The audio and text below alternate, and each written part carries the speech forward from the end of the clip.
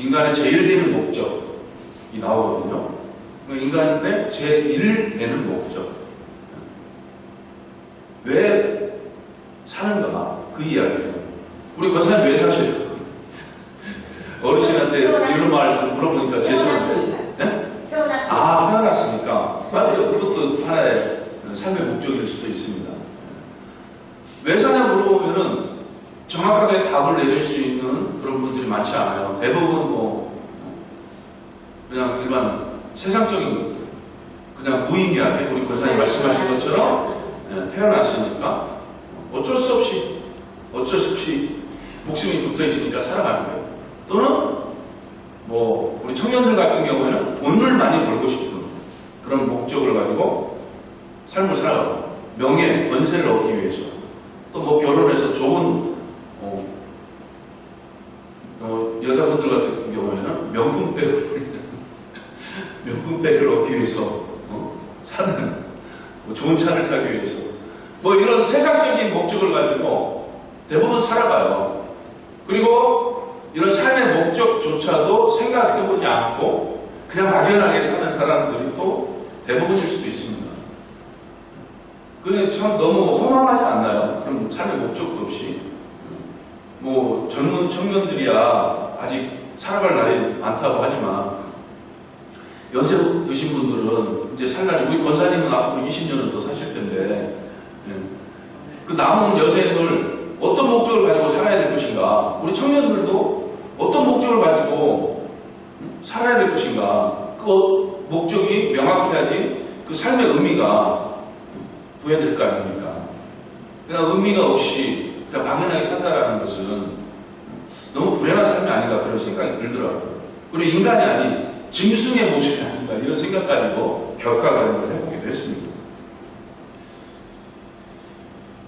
인간의 제일되는 목적이 무엇인가 우리가 그거를 말씀을 통해서 한번 확인을 해보고 그 목적에 맞는 삶은 내가 살고 있는가, 그리고 그 목적에 맞는 삶은 무엇인가를 확인하고 정말 인간다운 인간의 모습으로 살아갈 수 있는 우리 모습이 되었으면 좋겠습니다. 그에 앞서서 창세기 1장 말씀 한번 찾아볼까요? 맨 앞에 있죠? 성경 맨 앞에. 창세기 1장 1절 말씀 찾으셨죠? 함께 읽겠습니다. 태초에 하나님이 천지를 창조하시니라. 그리고 26절에서 28절까지 말씀, 창세기 1장 26절에서 28절 말씀 함께 읽겠습니다. 하나님이 이르시되 우리의 형상을 따라 우리의 모양대로 우리가 사람을 만들고 그들로 바다의 물고기와 하늘의 새와 가축과 온 땅과 땅에 기는 모든 것을 다스리게 하자 하시고, 하나님이 자기 형상으로 하나님의 형상대로 사람을 창조하시되 남자와 여자를 창조하시고 하나님이 그들에게 복을 주시며 하나님이 그들에게 이르시되 생육하고 번성하여 땅에 충만하라. 땅을 정복하라. 바다의 물고기와 하늘의 새와 땅에 움직이는 모든 생물을 다스리라 하시니라. 아멘. 인간의 삶의 목적을 알기 전에 우리는 어디서부터 왔는가, 어디에서 시작이 되는가, 이 부분을 좀 생각을 해봐야 되겠죠. 나이 50이 되면 지천명이라고 해요. 지천명은 하늘의 뜻을 아는 날이라는 의미거든요. 그러니까 나이 40이 되면 부록의 나이라고 하잖아요. 세상 어떤 유혹에도 흔들리지 않는 견고한 자기만의 그런 어떤 명확한 가치관이라든가 이런 부분들이 온전히 형성이 되어 있기 때문에 그 신념 안에서 꿋꿋하게 흔들리지 않는다는 그런 의미가 있고, 지천명이라는 것은 나를 향한 하늘의 뜻을 아는 나이다라고 50을 가리켜서 이야기를 합니다. 그런데 이거는 믿음이 없는 사람들의 이야기예요. 세상 사람들의 이야기예요. 세상 사람들마저도 나이 50에 지천명이라는 단어를 써요. 하늘의 뜻을 아는 나이다. 믿지 않는 사람들도 하늘의 뜻을 받아들인다는 것이에요. 하늘의 뜻, 하나님을 이야기하는 거예요. 하나님. 그들은 믿지 않는 사람들은 하늘의 뜻이라고 해서 그 어떤 절대적인 그런 신을 의미하지만 하나님이라는 그 개념을 모른 채 무의식적으로 사용을 하는 것이죠. 그러나 우리는 하나님을 알잖아요. 하나님을 알기 때문에 세상 사람들도 하늘의 뜻을 받아들이는 그 나이에 우리는 어떻습니까? 온전히 더 받아들여야 되겠죠. 하늘의 뜻을, 하나님의 뜻을. 그럼 나를 향한 하나님의 뜻이 무엇인가를 명확하게 알고 그 뜻에 맞는 삶을 살아야 될 거 아닙니까? 하나님의 뜻은 여러분의 영생이라고 이야기를 했어요. 나의 영생. 성경을 빗대서 말씀을 드렸죠. 다음 주 설교를 그걸로 해야 됩니다. 그게 나의 영생이란 말이에요. 그러면 그 영생이라는 선물을 받았는데 그 영생이라는 선물을 받은 사람은 어떤 삶을 살아야 될 것인가? 그 삶의 목적, 방향, 목표 이런 것은 무엇인가를 생각을 해봐야 되겠죠. 근데 사람들이 이런 생각 없이 그냥 막연하게 살아가는 모습들을 볼 수가 있어요. 조금 사회적으로 조금 경제적으로 사회적으로 좀 지위가 있고 경제적으로 좀 안정이 되고 그러면은 자신의 뿌리를 생각을 해봅니다. 대부분의 사람들이. 그 뿌리는 내가 어디서 왔고 어디서 시작이 되었고가 아니라 내 조상들을 생각을 하는 것이죠. 아버지, 할아버지, 그 위에 조상을 따라 흘러가서 내가 그 시조를 생각을 하는 거예요. 보통 여러분 중에서 그런 부분을 생각을 해보신 분들도 아마 있을 거예요. 저도 한 번 정도는 생각을 해봤습니다. 대부분 사람들이 자기 뿌리를 한 번쯤은 생각을 해보지 않을까 생각을 해요. 그런데 이 진리의 말씀을 모르는 사람들, 이제 믿음이 없는 사람들 같은 경우에는 자기 그 본에서 시작되는 그 시조 거기에서 멈추고 더 이상 진전이 없어요. 그러면서 그냥 어떤 조상에게 그리고 부모에게 어떤 잘해야 된다라는 효도하고 공경해야 된다라는 이 단어가 갑자기 생각나요.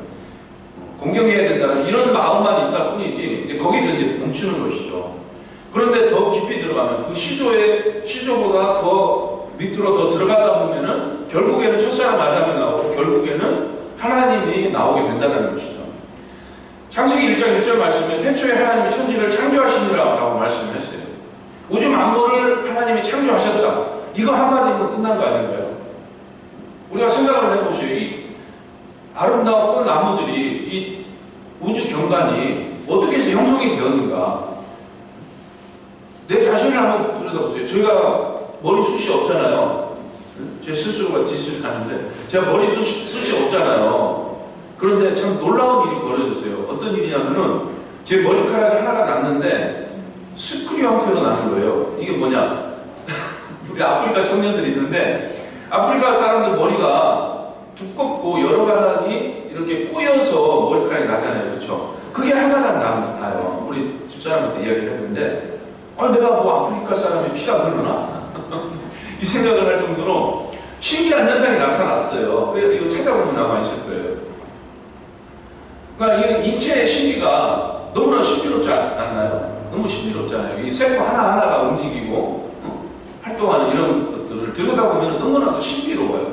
그러니까 이런 모든 것들이 어떻게 형성이 되었는가? 답은 하나님밖에 없어요. 하나님밖에.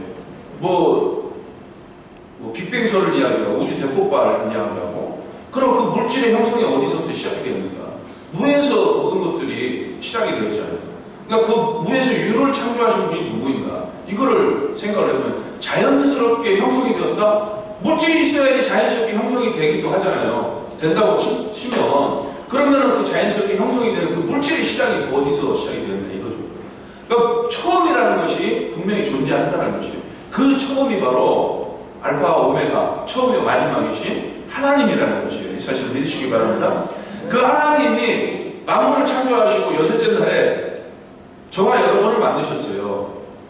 우리의 뿌리가 되는 첫사람 아담을 만드셨다는 것이에요. 아담을 만드실 때 어떻게 만드셨냐? 창세기 1장 26절에서 말씀을 해요. 하나님이 이르시되 우리의 형상을 따라 우리의 모양대로 인간을 만들자 얘기를 했어요.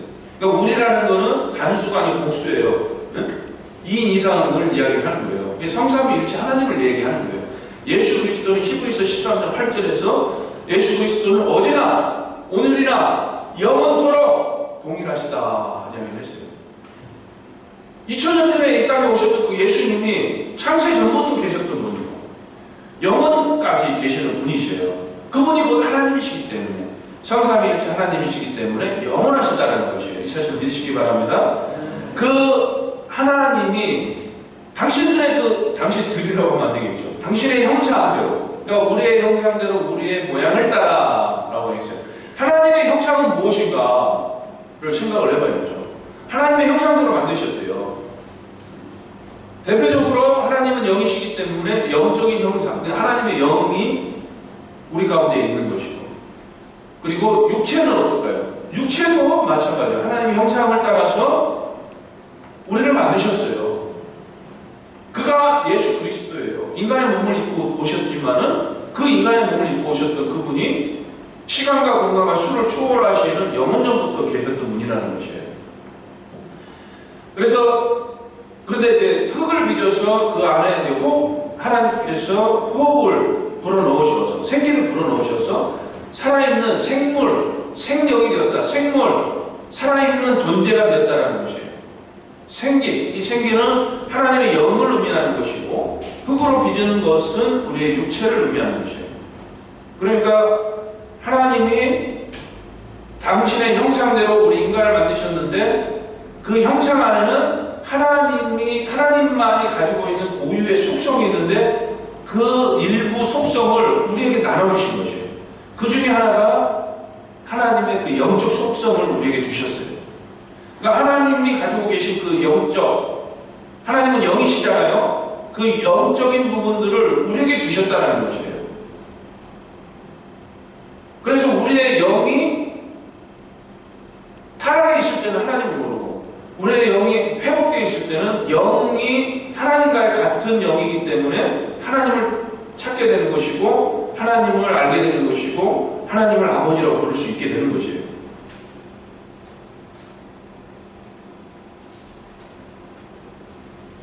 인간은 영적인 존재로서 하나님의 형상이라는 것, 그리고 인간은 몸이 없이는 완전한 존재가 될 수 있나요? 인간의 몸이 없이는 완전한 존재가 될 수 없어요. 영하고 육하고 분리가 되면은 이거는 사망이에요, 사망. 완전한 인간이 될 수가 없는 것이에요. 그렇죠? 그래서 이 몸도 하나님의 형상으로 창조되었다라고 보는 것입니다. 그리고 하나님은 살인을 몸에 파괴라라고 이야기를 합니다. 그 인간 안에 있는 하나님의 형상에 대한 공격이다라고 이야기를 해요. 그래서 살인을 금지를 합니다. 그리고 또 하나는 하나님의 형상대로 창조되어진 것과 또 하나는 도덕적인 완전한 형상을 따라서 우리 인간을 창조하셨어요. 하나님은 완전한 선이시에요. 완전한 선 그 자체시에요. 악이 없어요. 선 그 자체시에요. 그래서 그 선한 형상을 따라서 우리를 만드셨는데 매우 선하게 만드셨습니다. 창세기 1장 31절 말씀을 보면은 하나님이 지으신 그 모든 것을 보시기에 심히 좋았더라. 저녁이 되고 아침이 되니 이는 여섯째 날입니다. 하나님이 지으신 그 모든 것을 보시기에 심히 좋았더라. 여섯째 날에 하시는 말씀이에요. 여섯째 날에 무엇을 창조했다고요? 인간을 만드셨어요. 인간을 만드셨는데 심히 보시기 좋았더라 라고 이야기를 해요. 하나님이. 이 말의 의미가 뭐냐면은 하나님은 선 자체라고 그랬잖아요. 여섯째 날에 인간을 만드셨는데 선 그 자체인 하나님의 형상대로 만들어진 그 인간이 너무나도 선하기 때문에 하나님 보시기에 심히 좋았더라라고 말씀을 하고 있는 거예요. 만약에 선한 존재가 아닌 악한 존재로 만들어졌다면은 선하신 하나님의 보시기에 당신의 형상대로 만들어진 것이 아닌 뿐더러 보시기에 심히 좋을 수가 없다는 것이죠. 선하신 그 하나님의 형상대로 우리 고고사님을 선하게 만드셨기 때문에 선한 고고사님을 보고 하나님이 심히 기뻐하시는 거예요.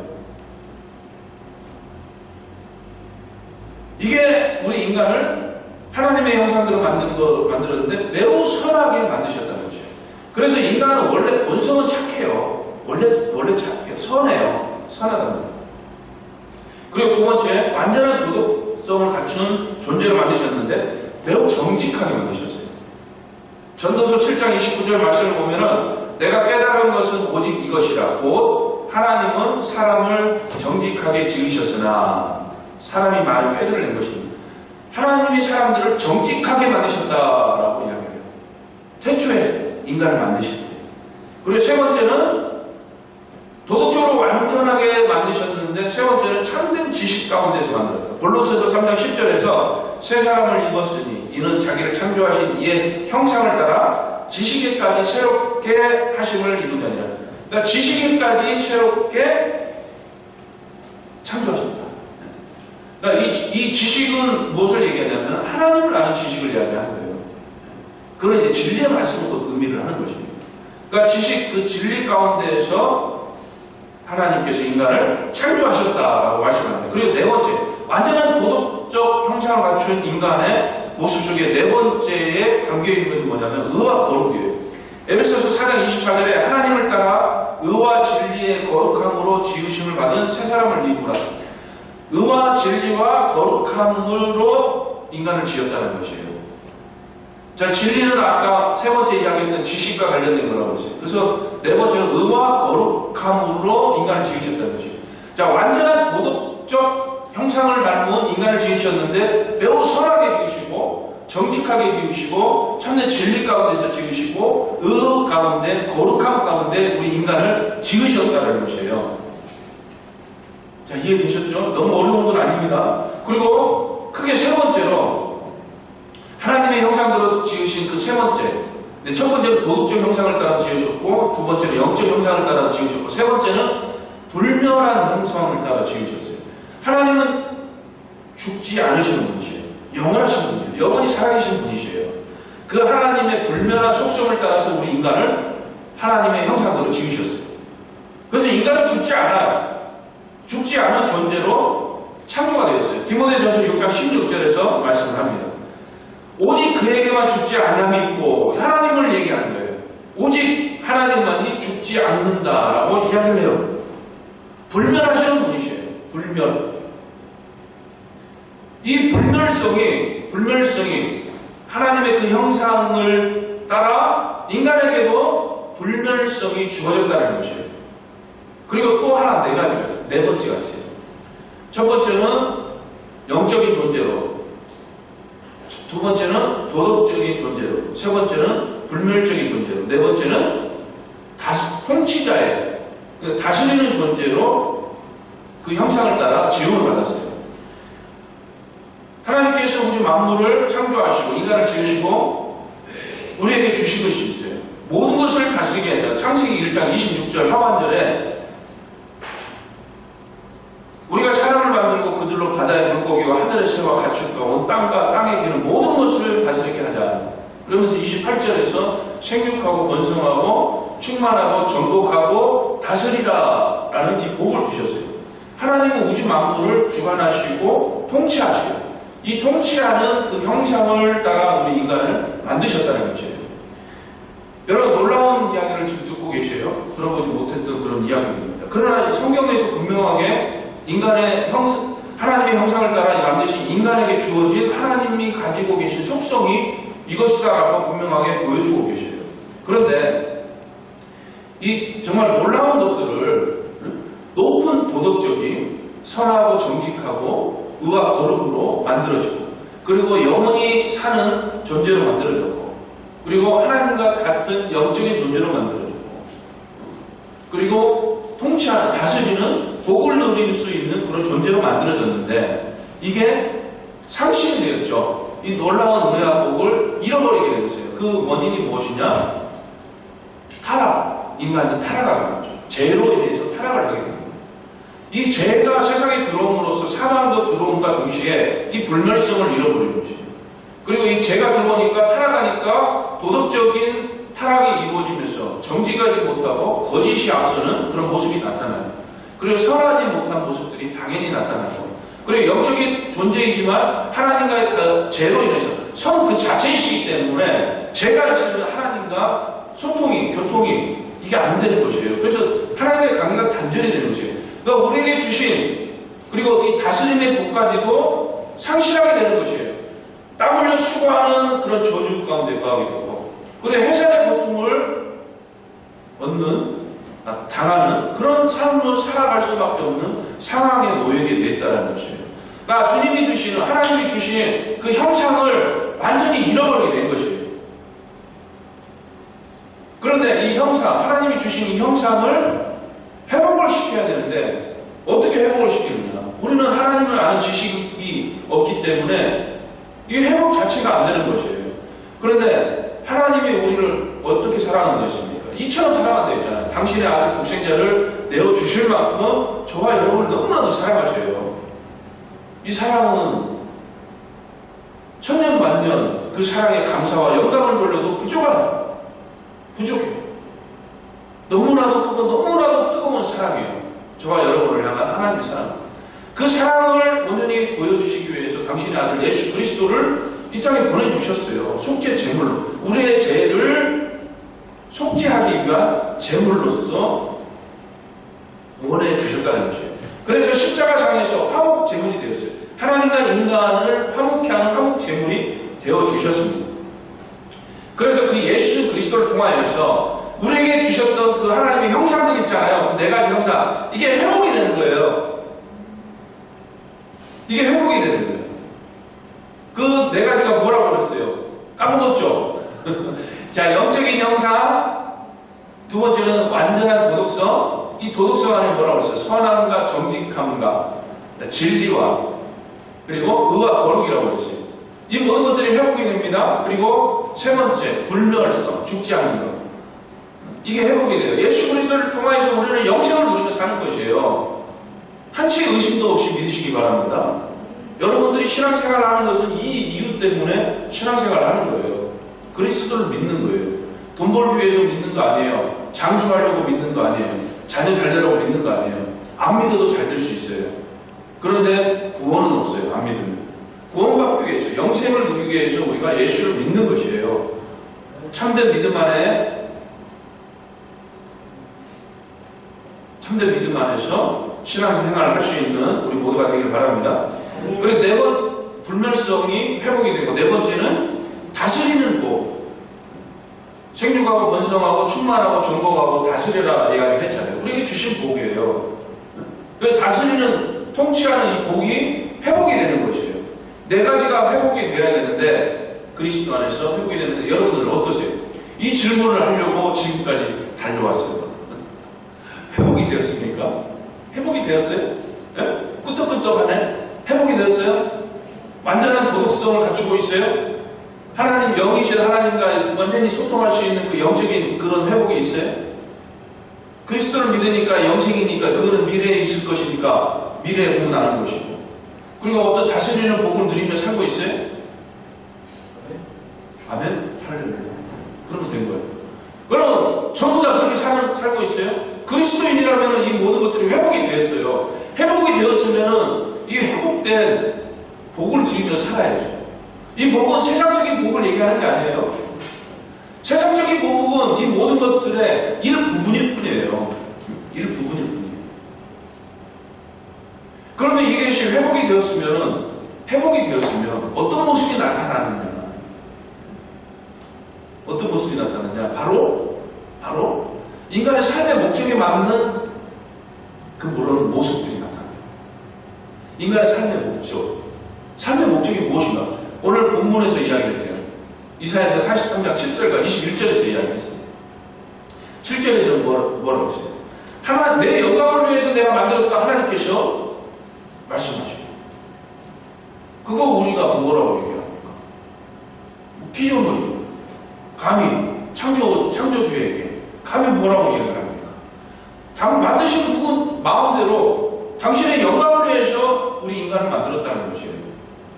그게 인간의 삶의 목적에 맞는 모습이에요. 하나님께 영광 돌리는 삶. 그리고 21절에서는 나를 찬양하게 하기 위해서, 나를 찬송하게 하기 위해서. 그래서 인간은 하나님께서 인간을 만드시고 지으신 그 목적에 맞는 삶을 살아야지 맞는 것이에요. 그게 인간의 본분이에요. 삶의 목적이고 인간이 당연히 해야 될 본분이에요. 하나님을 찬송하고 하나님께 영광 돌리는 것. 하나님과의 관계가 단절이 되어 있을 때는, 하나님의 형상대로 지음을 받은 그 상태에서 죄로 인하여서 타락을 하여서 우리가 가지고 있는 이 형상들을, 네 가지의 형상들을 상실했을 때는 어떻게 살아야 되는지 그 목적을 모른 채 살아요. 무의미하게 살아요. 그냥 생명이 붙어 있으니까, 호흡을 하니까 그냥 마지못해서 살아가요. 노세 젊어서 노세 하면서 살아가요. 늙어서는 힘이 없으니까 힘을 다해 노세 하면서 살아가요. 그리고 돈을 쫓아서 살아가고 명예를 쫓아가서 살아가고 남자는 여자를 쫓아가고 여자는 남자를 쫓아서 살아가요. 이게 일반 사람들의 모습이에요. 그리스도인들 중에도 여전히 과거에 살았던 그 모습 그대로 살아가요. 이게 뭐야? 삶의 목적을 모르기 때문에 사는 거예요. 그렇게 살아가는 거예요. 그런데 우리는 그리스도 안에서 하나님의 형상을 따라 만들어진 이 형상들이 회복이 되었잖아요. 회복이 되었으니까 이제는 아는 거예요. 알잖아요. 왜 어떻게 살아야 되는지. 그 회복을 시켜주신 그 하나님께 감사와 영광과 찬양을 돌리면서 살아야 되는 것이에요. 이게 삶의 목적이 되는 것이에요. 인간의 본분이 되는 것이에요.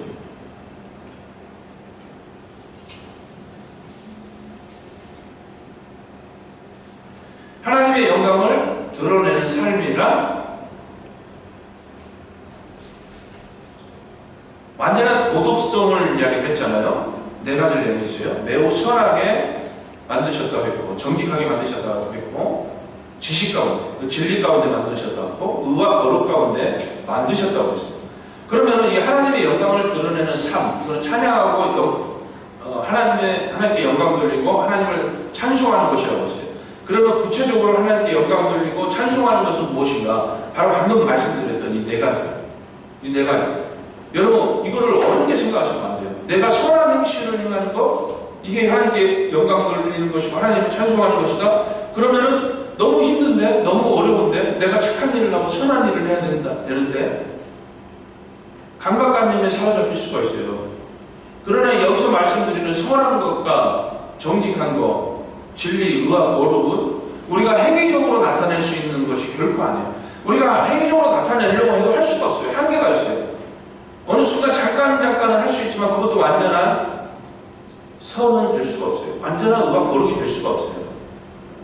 그럼 이 완전한 선이라는 것은 무엇이냐? 우리가 선한 행실을 행하는 것들 있잖아요. 어디 가서 봉사하고 착한 일을 하고 이런 부분들. 이게 완전한 선이 될 수 있을까요? 완전한 선이 될 수가 없어요. 이거는. 왜? 그 순간에는 선한 일을 했다고 하지만 그 선한 일을 행하기 전의 모습과 그 후의 모습을 보게 되면 여전히 죄성이 있다는 것이에요. 여전히 죄에 사로잡혀 있다는 것이에요. 그렇기 때문에 그 행위적인 것을 가지고 완전한 선이다, 완전한 정직이다, 완전한 의다, 완전한 거룩이다 이야기할 수가 없어요. 그러면 완전한 선은 무엇이냐? 예수 그리스도 안에서 그게 가능해진 거죠. 우리가 죄인 되었을 때에 그리스도를 통하여서 예수 그리스도의 그 십자가 보혈의 공로를 통하여서 우리가 죄사함을 받았어요. 죄가 없어졌어요. 죄가 여전히 있지만 죄를 묻지 않으시는 은혜가 주어졌어요. 그래서 그리스도 안에 있는 자에게는 정죄함이 없다고 했어요. 그리스도 안에 있을 때 완전한 선한 존재가 된다는 것이에요. 의의 존재가 된다는 것이에요. 거룩한 존재가 된다는 것이에요. 그래서 그리스도 안에서 완전한 선한 모습 가운데 우리가 삶 속에서 선을 행하게 된다면 그 자체가 완전한 선이 되는 것이에요. 그리고 그 선한 일들을 통하여서 하나님께 영광이 드려지는 것이에요. 베드로전서 2장 12절에서 너희가 이방인 중에서 행실을 선하게 가져 선한 행실을 통해서 너희를 악행한다고 비방하는 자들로 하여금 너희 선한 일을 보고 오시는 날에 하나님께 영광을 돌리게 하려 합니다.